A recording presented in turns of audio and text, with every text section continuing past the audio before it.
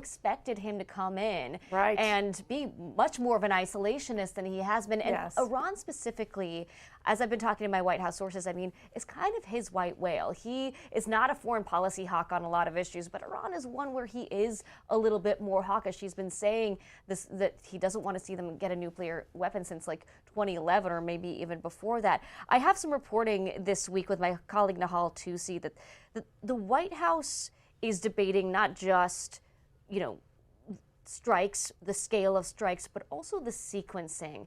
They would prefer to see Israel take the first action, right? To give us more impetus to act, assuming that Iran would likely retaliate, and it would help galvanize Americans behind the United States. Look, I got to tell you, the president had, I believe, one of the most successful speeches of his presidency just during the State of the Union just this week. The message for the American people, it's about the economy. It is about making sure people can feel the economic benefits of President Trump's economic policies. I think that if the administration moves towards what you would say more military tactics, a more aggressive posture into Iran, I think that that could be detrimental for Republicans going into the midterm elections. I agree with Mitch. Look, I lived during that President George W. Bush. I was there at that during the White House time there.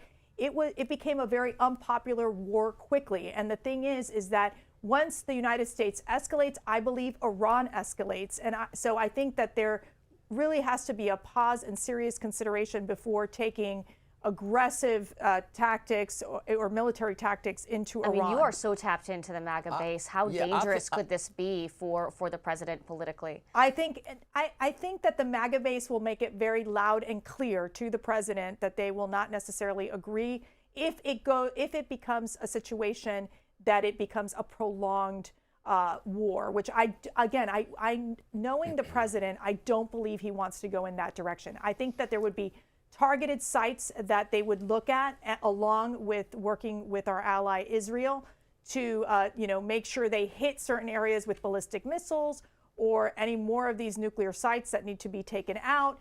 That I could see happen. However, we have to remember right now the Iranian regime, they are dispersed. They're in different secretive areas. So if one area falls, another leader can pop in. And the opposition, they are not organized enough. They don't know who their quote unquote leader will be if, for example, the regime were to fall. Yeah, Mitch, go ahead. Well, yeah, I just to apply a bit of keen observation here and distance between some of the president's top people. Pete Hegseth has a tendency to pop off